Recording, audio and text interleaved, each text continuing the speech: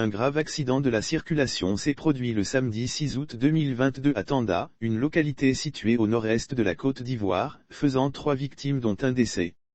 L'incivisme a encore fait de nouvelles victimes.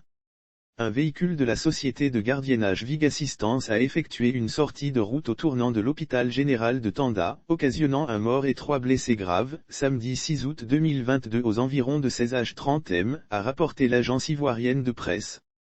Cause de l'accident. Selon les témoignages, cet accident est dû à l'incivisme du conducteur qui, roulant à vive allure, a subitement perdu le contrôle de l'engin.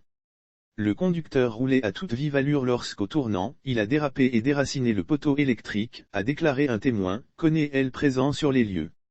Les victimes ont été évacuées à l'hôpital général de Tanda pour des soins médicaux. Une enquête a été ouverte par la police de Tanda.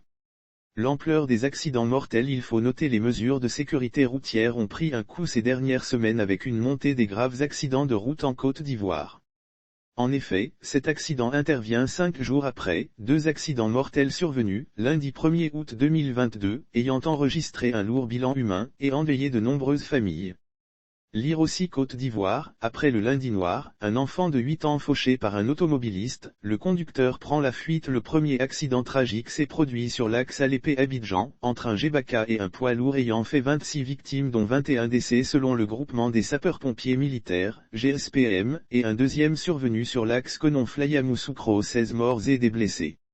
Selon le bilan officiel de ces tragiques accidents, 37 personnes ont perdu la vie en 24 heures. Donc à ce jour, on dénombre 38 décès dans les accidents de route en Côte d'Ivoire en moins d'une semaine.